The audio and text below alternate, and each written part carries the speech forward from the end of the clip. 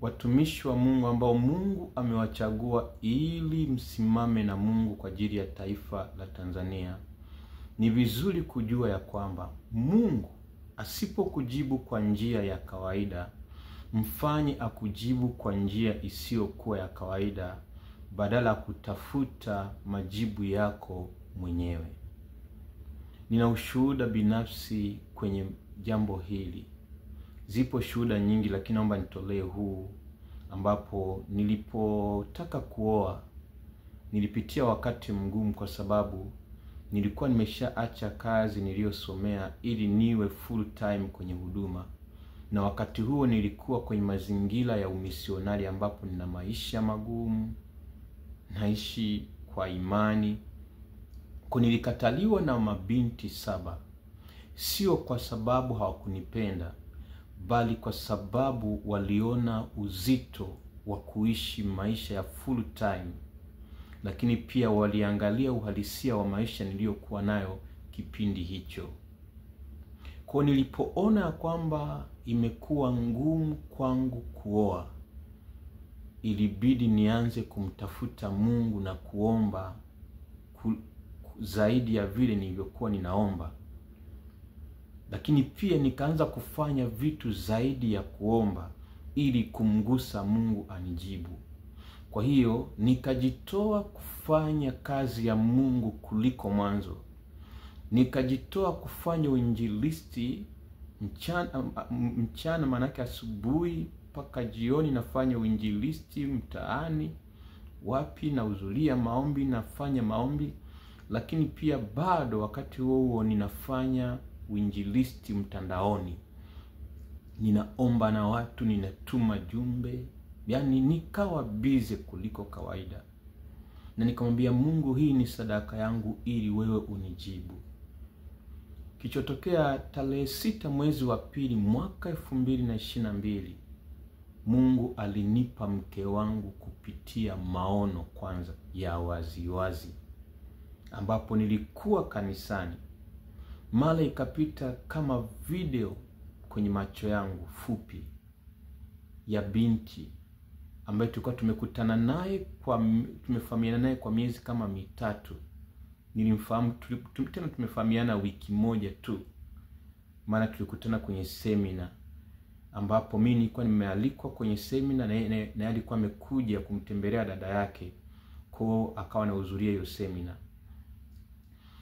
Kwa tulipoachana hiyo kwenye semina, tulikuwa na mawasiliano tena, na wala sikuwa nakumbuka jina lake. Kwa ile picha ilipokuja, hata sikumkumbuka jina. Nikasikia ndani yangu naambiwa, huyo ndiye mke wako. Cha ajabu, nusu saa baadaye nikashangaa yule binti amekuja kanisani. Nikashangaa. Basi alipokaa mama mchungaji wa hilo kanisa, ambaye tulikuwa tumefanya pia maombi ya siku 3 tukiomba juu yangu ili Mungu anipe mke, mara alipomuona tu yule binti anamfahamu, yakasikia ndani yake kwamba huyo ndo mke wa Musa. Ikabidi uzalendo ukamuisha, sauti ilikuwa na nguvu ndani yake, ikabidi amfate wakati huo ibadani. Akamwambia, ukitoka tu ibadani naomba unione. Lakini pia baada ilipoisha kweli akamwambia, lakini pia kulikuwa na kakaangu amekuja kwa ajili ya kufanyiwa huduma, maana nilikuwa Mwanza wakati huo, ila huduma muda wote nilikuwa nafanyia Morogoro. Nilipoacha utumishi ili nimtumikie Mungu, nilienda Morogoro.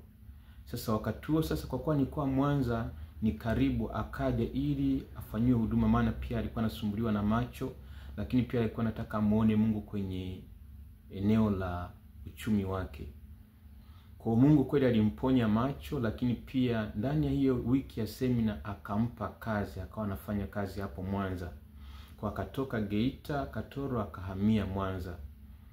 Nao alipotoka naye ibadani, maana alikuwa sasa bado yuko hapo, naye akashuhudia kwamba akasema, Musa anahangaika kutafuta mke, mbona huyu anamfaa?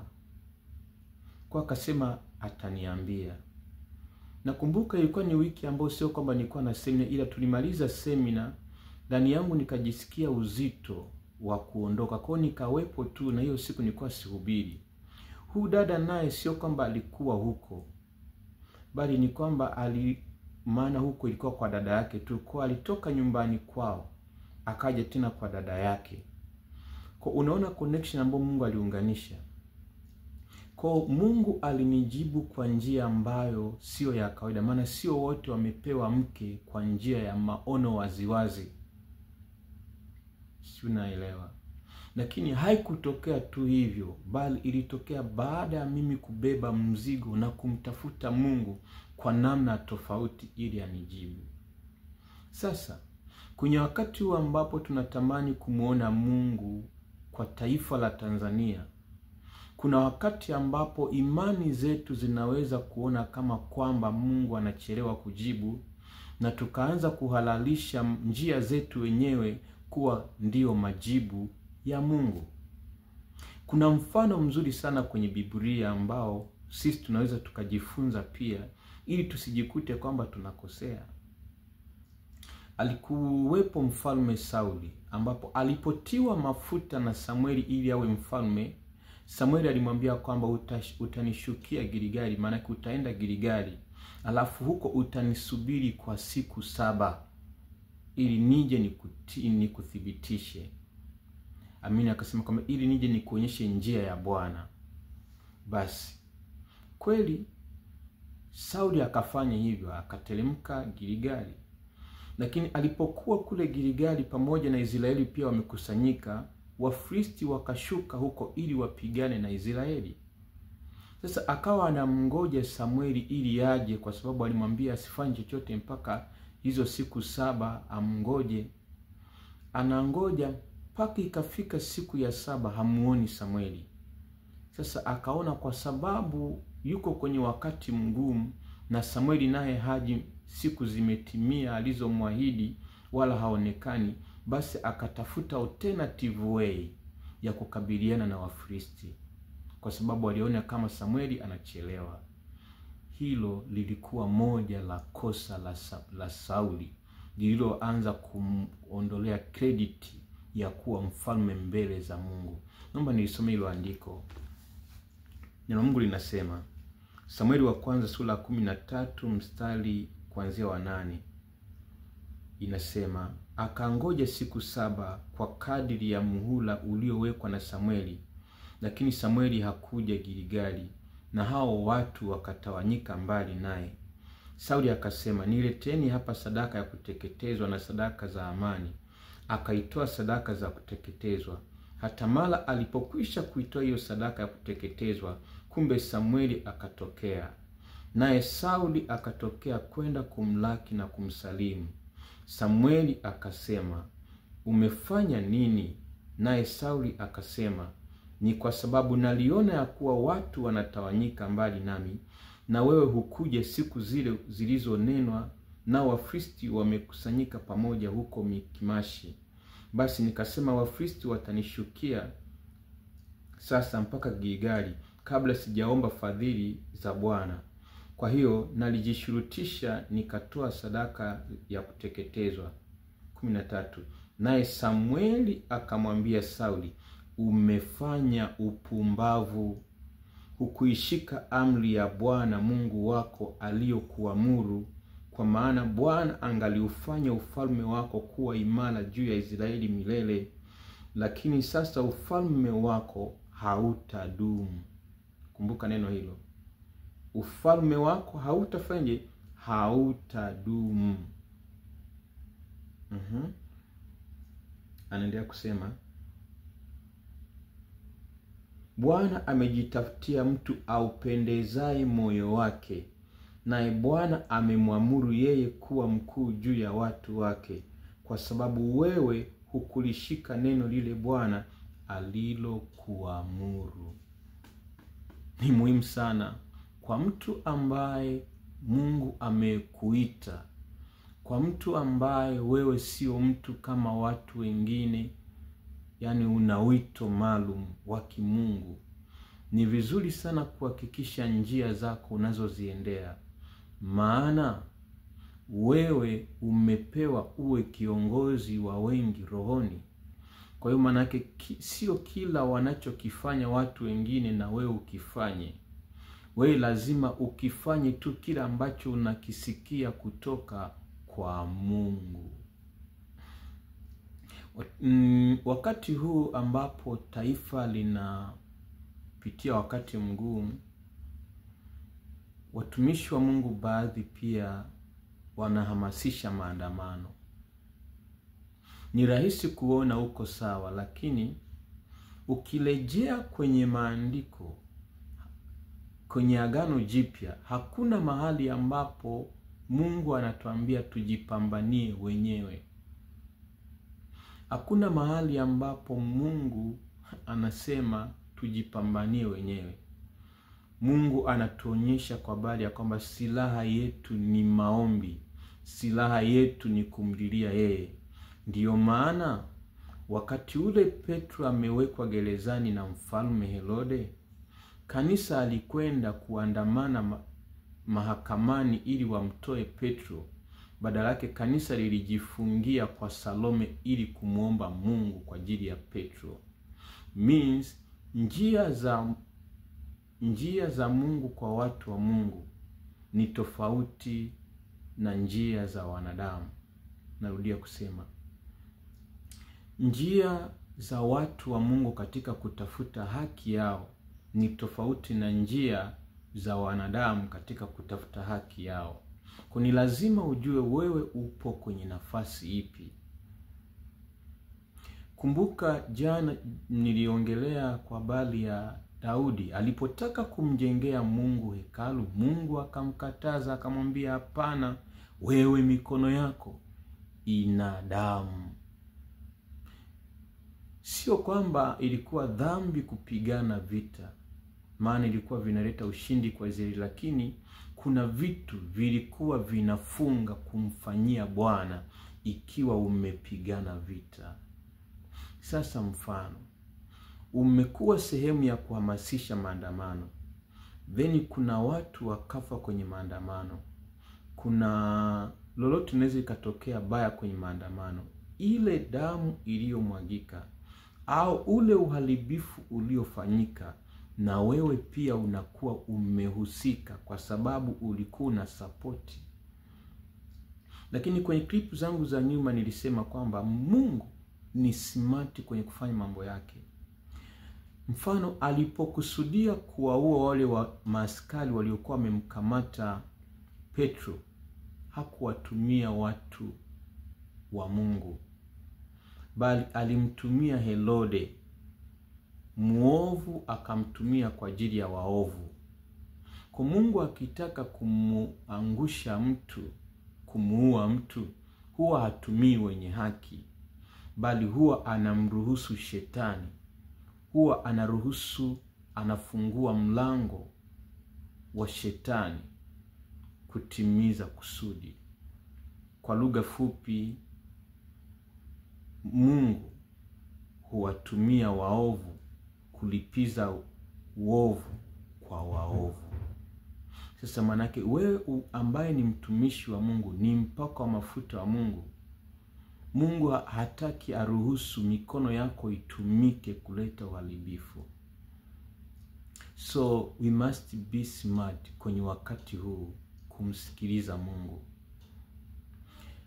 Na mimi sio mtu special sana, lakini mara nyingi Mungu hunipa ndoto ambazo mwanzoni huwa sizielewi, lakini baadaye huwa ninakuja kuzielewa.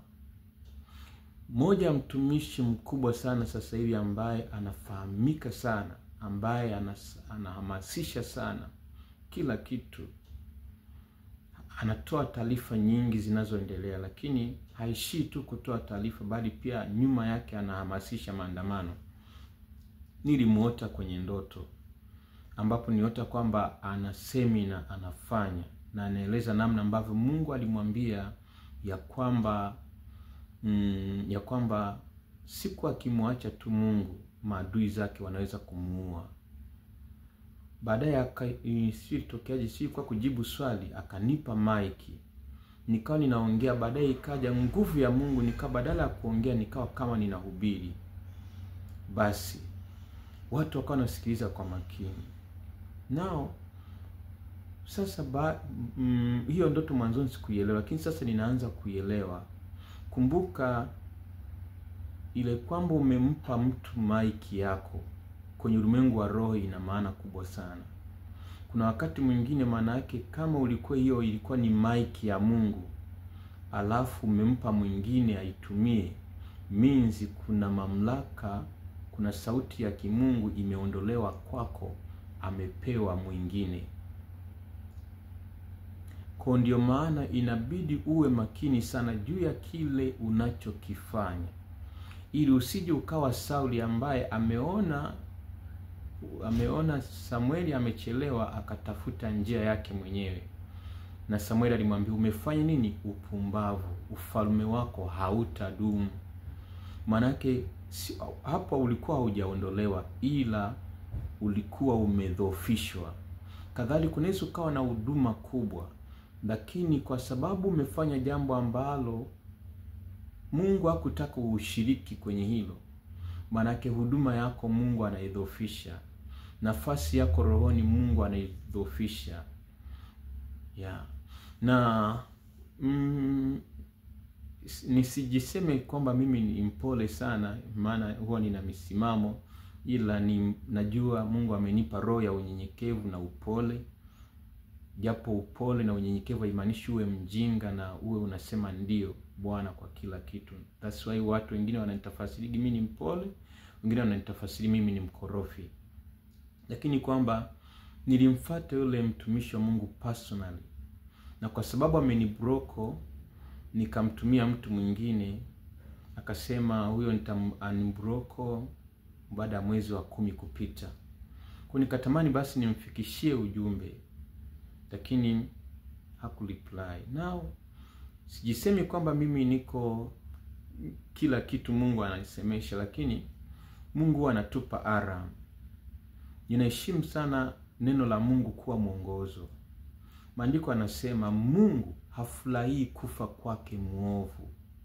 Means pale ambapo moyoni mwangu nitaanza kufurahia kuharibikiwa kwa mtu, kufa kwa muovu, hiyo roho manake haijatoka kwa Mungu, nimeruhusu ubinadamu. Na ni kwamba haya mambo kutokea ni rahisi kwa sababu hata sisi watu wa Mungu ni binadamu pia, hayo mambo hutokea. Mfano, Musa mwenyewe aliye mtumishi wa Mungu kweli kweli, pale ambapo wana wa Israeli walipomsumbua sana, alifanya maamuzi akiwa na hasira, akawa amemkosea Mungu, na ikawa sababu ya mojawapo ya kutofika kwenye nchi ya ahadi. Sio kwamba kuwa mtu wa Mungu, lakini alichokifanya kwa sababu nyuma yake kulikuwa na msukumo wa hasira, alifanya kinyume na mapenzi ya Mungu. Ogopa sana hasira ziamue ndani yako namna ya kufanya. Unaweza ukalipoteza kusudi la Mungu kwenye maisha yako. Ninatumia hekima ya kimungu kutomtaja mtu, lakini ambao wanaweza kumfahamu huyu mtu wanaweza kumwambia usikize huu ujumbe kwa umakini, ili asije akajikuta ya kwamba amekosa sifa za kutumiwa na Mungu kwa kiwango ambacho alikuwa amekusudia. Ni muhimu sana. Lakini pia nimalizie kwa jambo moja. Kwenye ndoto moja hapo ambao niliota ni kwamba baada ya kumuua yule mbwa ambaye alikuwa anatumiwa, yule mbwa wa kizungu ambaye ni moja ya mbwa ambao walikuwa anatumiwa na kile kikundi kidogo kwa ajili ya kulinda shamba la umma liwe la kwao peke yao. Baada ya kumuua huyo mbwa, ndipo ambapo Gwajima alitokea mbele yangu akataka naye tupigane. Nikamwambia mimi na wewe hatupaswi kupigana. Ndio kaniambia eti, ndio tukashikana mikono. Ingawa sijaifahamu sana hiyo ndoto, lakini ina maana kubwa sana. Kitu ambacho nataka niseme kwa watu ambao mtaweza kusikiza hii video mpaka mwisho na mna access ya kuongea na Gwajima, mwambie ya kwamba asiwe nyuma ya haya maandamano. Maana unaweza usiwe unahamasisha maandamano hadharani, lakini nyuma yake kuna namna unasapoti maandamano. Akiwa nyuma ya haya maandamano, kuna vitu Mungu hatampa. Kuna vitu Mungu hatampa, maana Mungu hawezi akakuweka kwenye nafasi ambayo wewe pia umehusika kibinadamu. Kuna hekima sana kwa Daudi ambao tunaipata. Mungu alimtia Sauli kwenye mikono ya Daudi. Biblia inaposema kumtia mikononi, iko inamaanisha kwamba manake Mungu amekupa nafasi ya kumfanya chochote adui yako. Yaani amekuwekea mikononi kwamba huyu hapa sasa fanya. Daudi ambapo Mungu alikuwa amempa sasa Sauli amfanye anachotaka, yeye hakumuua. Alikata pindo la vazi lake. Baadaye akapiga kelele ili kumwamsha Sauli alipokuwa amelala. Akamwambia, kama nimeweza kukata pindo la vazi lako, manake ningeweza kukuondolea uhai wako, lakini sikufanya hivyo. Hiyo ilikuwa ni nini? Moyo wa Mungu. Kumbuka Daudi alikuwa anajua ya kwamba amekusudiwa na Mungu awe mfalme, lakini hakutaka afanye haraka kujiweka awe mfalme. Alisubiri wakati wa Bwana. Mungu anaweza akawa amekukusudia jambo fulani, lakini hataki uharakishe kulifikia hilo jambo, bali anataka uongoje wakati wa Bwana, uongoje wakati sahihi.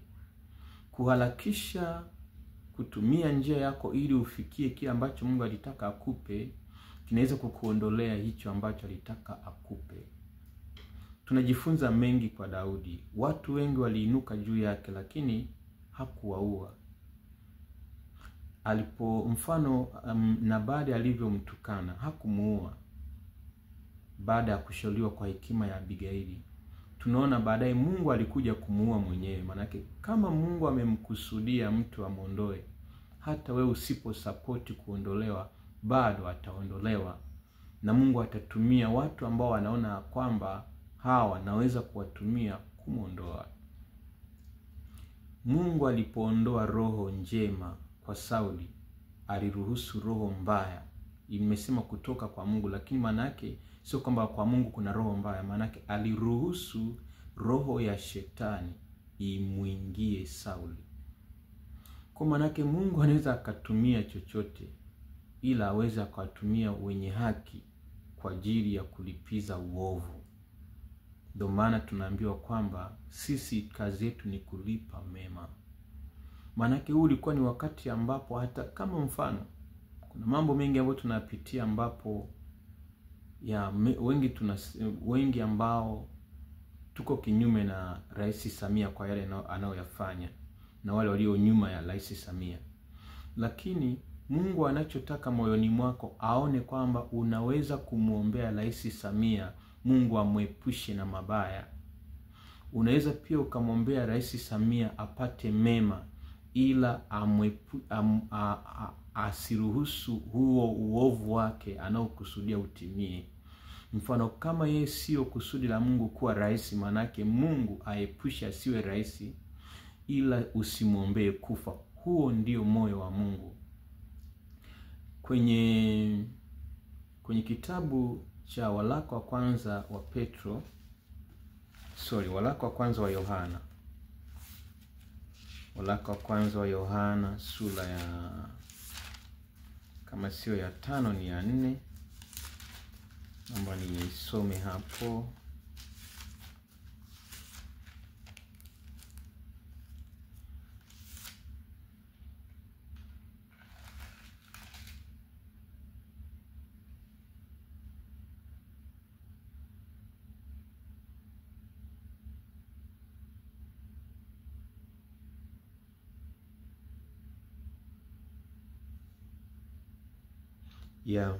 Waraka wa kwanza wa Yohana sura ya 3 mstari wa 15 inasema, kila amchukia ndugu yake ni muuaji, nanyi mnajua ya kuwa kila muuaji hana uzima wa milele ukikaa ndani yake. Unaona?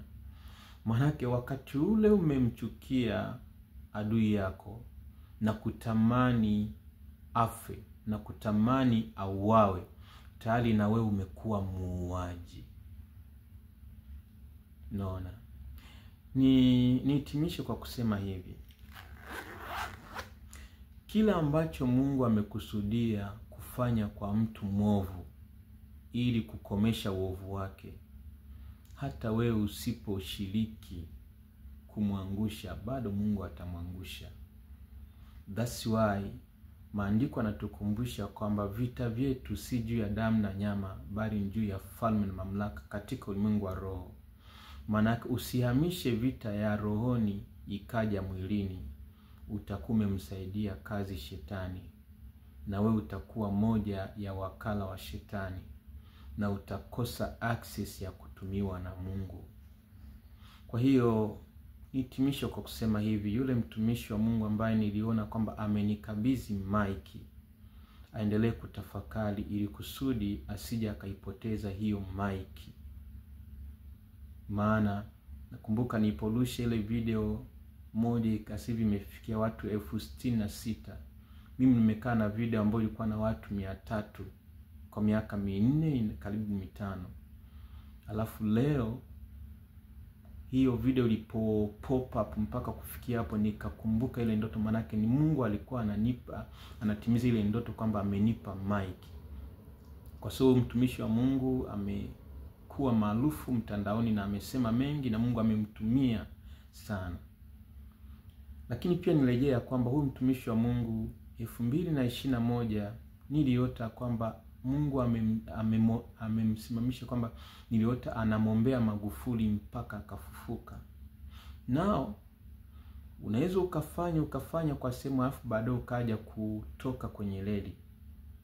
Kwa kama Mungu alionyesha tangu mwanzo kwamba ni kwa njia ya maombi roho ya uzalendo itafufuka, usitolewe kwenye reli kwa sababu ya yale unayoyapitia. Simama kwenye kile ambacho Mungu amekuitia, maana chochote ambacho tunakifanya Mungu anakihesabu. Mungu anatupa credit. Usifanye kile ambacho kitakuondolea credit mbele za Mungu na kukuzuia kufika ambako Mungu alikuwa amekukusudia.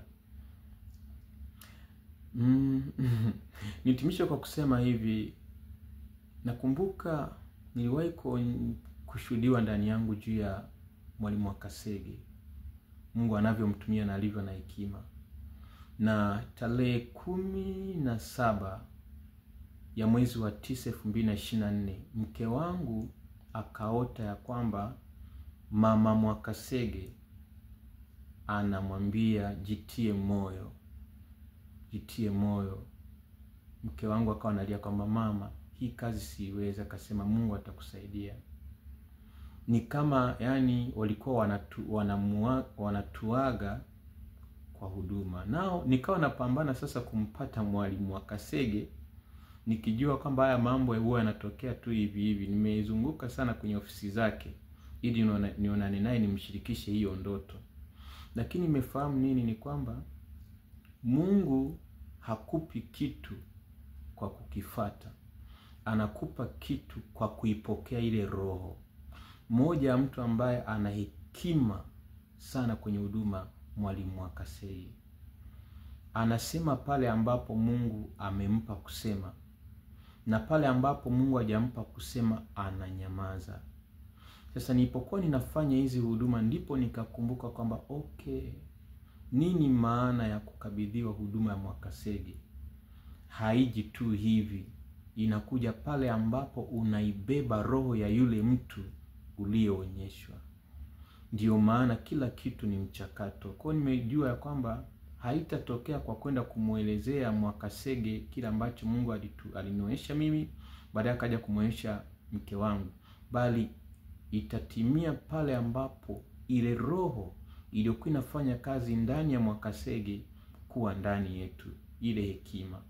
Mimi sijaitwa kuwa mwalimu, nimeanza kwenye huduma ya walimu, ila mzigo wangu ulipokuwa kwa ajili ya uinjilisti natamani kufanya mikutano ya uinjilisti. Ndio maana Mungu alinipa ndoto ya kuonana na Leonard Bonki, na sasa niko Marekani. Kwa hekima hii ambayo mtaisikiliza, najua huu ujumbe unaweza usi pop up sana, maana umekaa kitumishi, lakini unaweza ukashare kuwafikia watu ambao walikusudiwa na Mungu waupate huu ujumbe. Mungu awabariki. Naomba nihitimishe. Bwana Yesu, asante kwa ujumbe huu. Ninaomba Bwana utusaidie watumishi wako ambao umetusimamisha kwa ajili ya kulivusha taifa. Tusitumie njia zetu wenyewe. Tusione kwamba umechelewa tukatafuta njia zetu wenyewe kama ilivyokuwa kwa Sauli.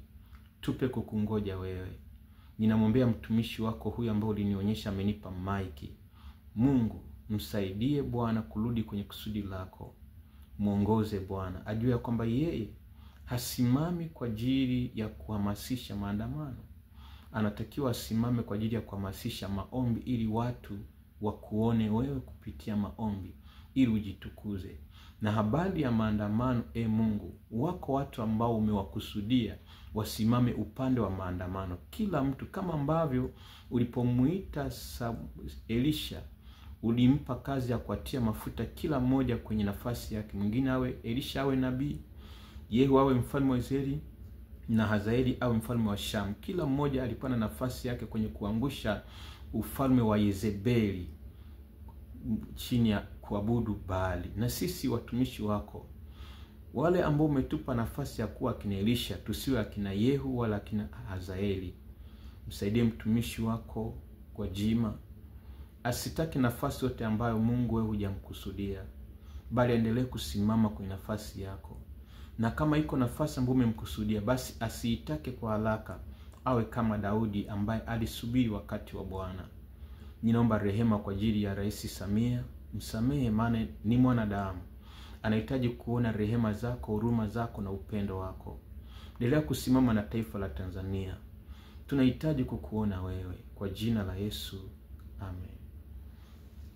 Watumishi wa Mungu, ninatamani sana, naomba nihitimishe kwa ushuhuda huu mfupi, ya kwamba nilipoona kwamba siwezi kupata hela ya kuja Marekani, milioni kama 15-20 zilikuwa zinahitajika, nikamwambia Mungu, mimi nitakuvunia roho, nitakuletea roho, na wewe utaniletea pesa niende Marekani.